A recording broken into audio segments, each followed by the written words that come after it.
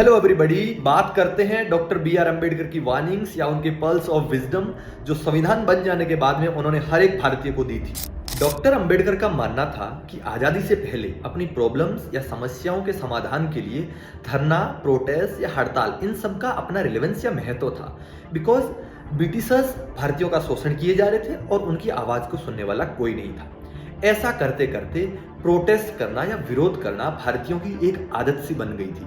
तो डॉक्टर अंबेडकर ने इस बात पर जोर दिया कि आज़ाद भारत में इन प्रोटेस्ट और धरना का कोई रिलेवेंस नहीं है और कंट्री के प्रत्येक सिटीजन को कॉन्स्टिट्यूशनल मेथड या संवैधानिक तरीकों से अपनी समस्याओं का समाधान करना चाहिए। सेकंड वार्निंग डॉक्टर अंबेडकर देते हैं कि पॉलिटिक्स में कोई हीरो वर्शिप नहीं होनी चाहिए या किसी भी लीडर को डिवाइन स्टेटस या भगवान का दर्जा नहीं दिया जाना चाहिए।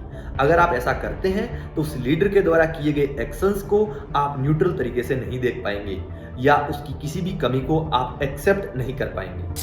तीसरी बात डॉक्टर अंबेडकर बोलते हैं कि आज़ादी के बाद भारत में पॉलिटिकल एरिया में सब लोग एक समान हैं क्योंकि सभी के पास इक्वली एक एक वोट का राइट है। बट सोशियो इकोनॉमिक एरिया जैसे जात पात, अमीरी गरीबी में बहुत बड़े डिफरेंसेस हैं।